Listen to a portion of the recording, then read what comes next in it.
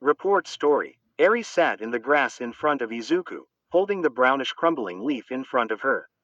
Eri looked down at the leaf and then back to Izuku. Are you sure? What if that happens again? Izuku knew what she was referring to. He thought back to when Eri lost control and almost wiped him from existence.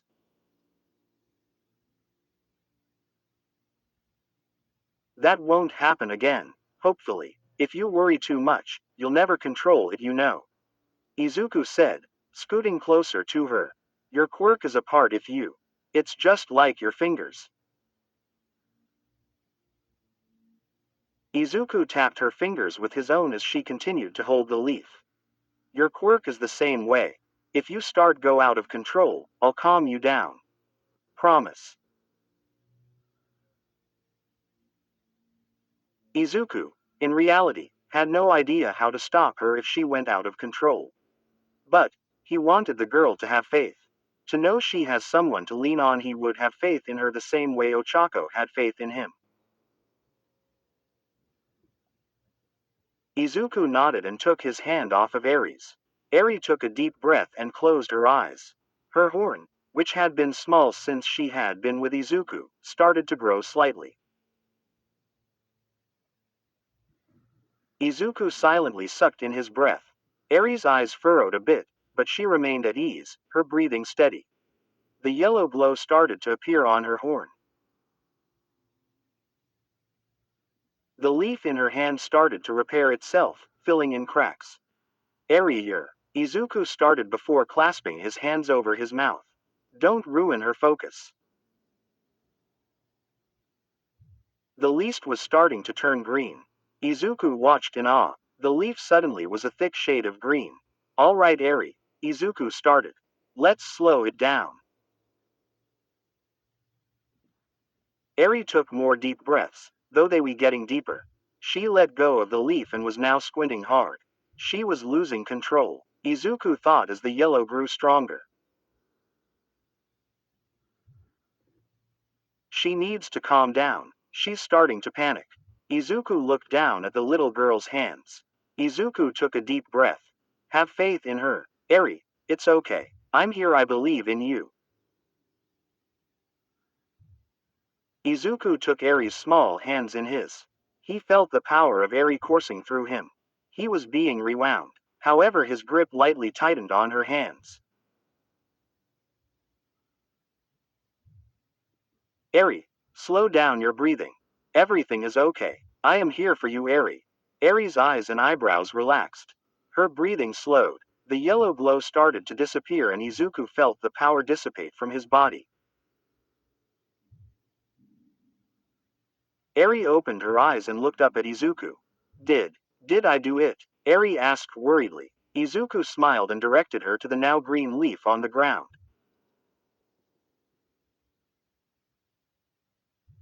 You did. I knew I could believe in you. Izuku said. Though we do still have some work to go. Izuku and Eri looked around the dead grass of winter they were sitting on, though now a circle of grass was green and alive surrounding the two. Izuku chuckled. I'm proud of you, Eri. Eri's smile was wider than he had ever seen it. She jumped up with a laugh and jumped up at Izuku, who caught her in the air.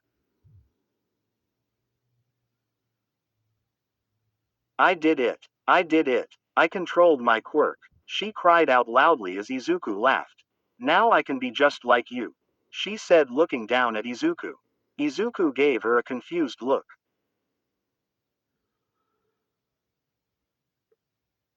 Just like me? He asked. She nodded. Yay, I can help people. I can be like you.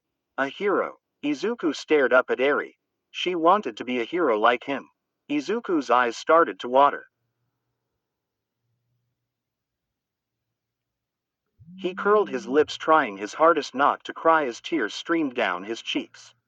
Eri's face fell. Promoted stories. You'll also like Cruelty X 1.2M 40.2K. A very hostile girl whom despised everyone and everyone despised her. Izuku Midoriya, a very sweet boy who was popular with his classmates, oddly developed. I hate and love you. 258K 4.6 Con. IzuOcha fanfiction where Deku and Uraraka had a fight in kindergarten which led to something worse. But maybe they can be friends or perhaps more. Non-quirk rated. Dreamscape 358K 10.1 KYN. Has been trapped for most of her life, used as a tool for others' gain. Her quirk was fabricated to be used as the perfect weapon, a weapon to help in stealing other. I can't lose you warning spoiler warning. Mentions of the events leading up to, including and following the internship arc warning Katsuki has always been bad at expressing his feelings but when H. Falling 71.4K 1.3 Kever. Since Izuku Midoriya joined UA High School and settled in, he knew that the League of Villains were after him and his quirk, one for all. However, when the time C. The quirkless lion unseen power. S1N. Kurayami has always lived in the shadows, pretending to be quirkless in a world that reveres power. Her secret isn't weakness, it's Mindwef, a terrifying ability. Golden, Hispanic, Latina. Femme. Reader. Exizuku. Heiress to the richest company in the world. The government of Japan has good relationships with your grandfather. It was the duty of the government to save. Deku. What's wrong? Did I mess up? No, no, no, Eri. It's a family thing. A Midoriya thing, if you will. Though Ochako does it now too, so I guess she's a Midoriya now as well. We cry when we're really happy sometimes. I wanna be a Midoriya. Eri said. Izuku sat her back in his lap. Izuku laughed, wiping tears away. Don't worry, you are a Midoriya now. Izuku said with a smile. But remember, don't tell Aizawa sensei I let you do that. If you promise that we can try again tomorrow. Can you promise that? Yes, Eri called out. That's a good girl. Now, Izuku said, standing up and putting Eri on the ground. Let's get you some food. You know what you want. Yes, she said happily. Izuku nodded. All right, let's go. Izuku and Eri started to walk before Izuku stopped. Hold on a second, Eri. Izuku walked to the clearing and stood.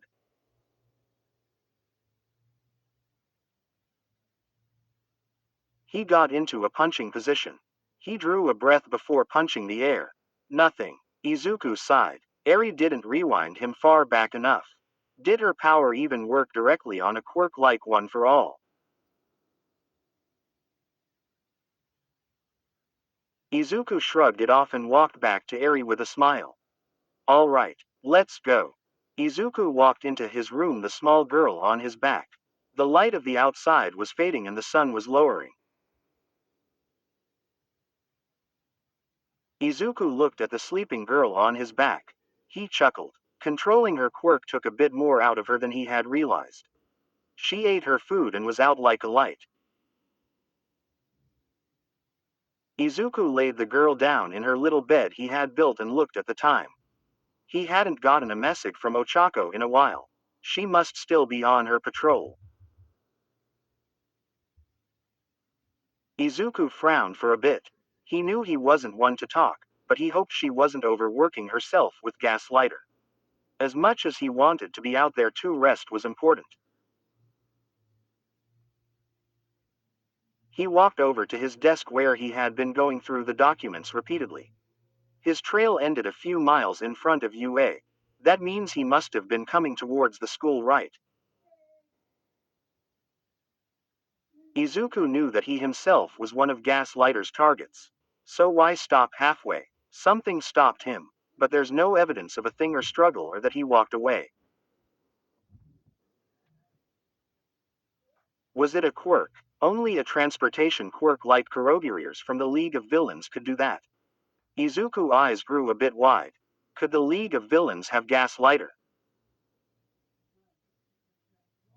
But the League hasn't been heard from in months. And what would they do with a petty amateur criminal like Gaslighter? Izuku read through Gaslighter's pages again. He's emotionally unstable, rash, and doesn't have much of a plan. He immediately went after UA after blowing the apartment complex.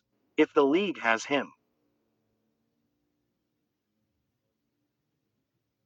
are they trying to manipulate him? Izuku ran his head through his hair. This is all speculation. He didn't have proof on any of this. And if the League did have Lighter, there's no way of telling what kind of plan they would have for him.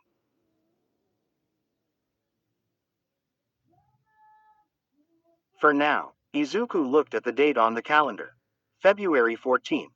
You want my help making chocolate? Sato asked curiously, in the middle of practicing his baking skills.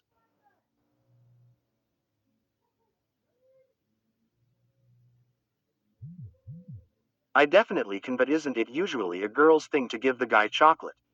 Usually, but Ochako has been working really hard at finding this villain. I wanna at least support her. She probably hasn't even realized it's Valentine's Day yet. It'll be a nice surprise.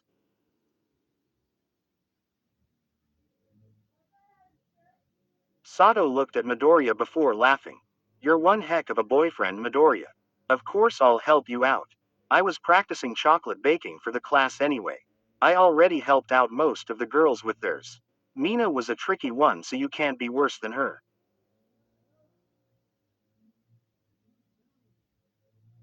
Mina, her giving chocolate to someone. That's a surprise. I wonder who. Sorry man, I can't give out secrets. Sato said with a shrug. Now I've got an abundance of ingredients. The question is, do you think you can make this? Better figure it out now, Izuku said with a smile, crouching down to Sato's level in his small makeshift kitchen. Let's get cooking. Ochako walked into her room late. She looked at the time. 11:32 p.m. She sat on her bed and put her face to her hands. She had made no progress. She or the others couldn't figure out anything about Lighter's location. The clues all lead to a dead end. The only thing they had found was his old house had been burned down with potentially a fire quirk. While interesting, that didn't tell them his location at all. She took a deep breath and told herself to calm down. It was only day one. There wasn't much to go off of anyway. The longer she took though, the more time Lighter has to prepare to hurt Izuku, and his quirk was showing no sign of returning. Ocha, what's wrong? A voice next to her asked. She shot up and looked around before her eyes landed on Izuku next to her on the bed. Izuku, you scared me, she said, putting a hand to her chest. Izuku smiled. Sorry, I knocked but you didn't answer. It worried me a bit. I figured I'd be okay just coming in. Of course you are, it's just been a day, she said, leaning on his shoulder, resting her head. We didn't make any progress on finding Gaslighter. We only found out his old house was burned down. He blew up his own old house? Izuku asked curiously. Ochako shook her head. It looks more like a fire quirk burned it down. Izuku furrowed his eyebrows.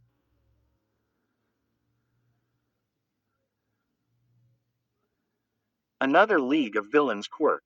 He shook his head. He would talk about it to Ochako later. For now, I'm sorry you had a rough day, Ochako. But it's only day one and you still found good information. That's something to be proud of. Rest today, you did good. And you can eat something sweet to calm you. Ochako looked up at him in confusion. Something sweet. I ran out of mochi a few days ago, Izuku. We really should make some more. The mochi I've been buying isn't as good as the ones we made. Ochako said sadly. She didn't make progress and she didn't have mochi. Well, it's not mochi but. Happy Valentine's Day. Izuku said softly, pulling a bag of chocolate out of his pocket. They were roughly cut shapes of hearts. Ochako's eyes widened as she looked at the calendar. February 14th. She had forgot it was Valentine's Day. She chose to stay out late instead of coming back home to Izuku.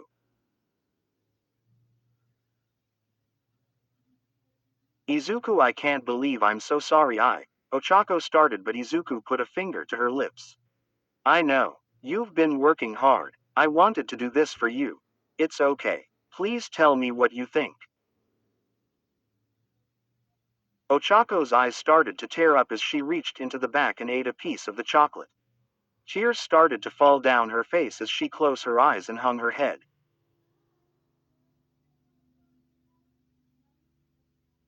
It's good. It's really good. You made these? She asked, not looking at him. With a lot of help from Sato. I am not a natural born cook, Izuku said, leaning back and laughing, grabbing his knees with his hands for support.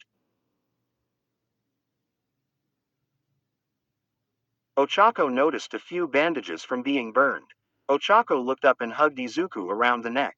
Thank you. Thank you so much. I promise I'll make it up to you. I swear it, she said, tears still flowing down. Izuku put his hands on her back and rubbed in circles. No need. I love you, Ocha. I couldn't have been more than happy making those for you. I just like seeing you happy.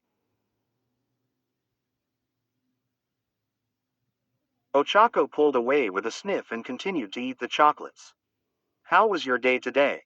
Did you meditate? She asked, now giving a small smile with her slightly puffy eyes. I did, Izuku said excitedly, and you won't believe what Eri did today. Izuku and Ochako talked the rest of the evening. Eri's success, Izuku's multiple chocolate making errors, Mina's potential interest in someone.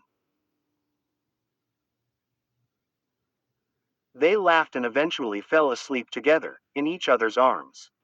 Kenlair here. Happy Valentine's Day, everyone. I decided not to post yesterday in order for these to line up. Not the most exciting Valentine's Day chapter built, definitely a meaningful one. You may be asking, what about Christmas? Maybe check the side story in a few days and one might be there. Kenny Boy, where stories live. Discover now.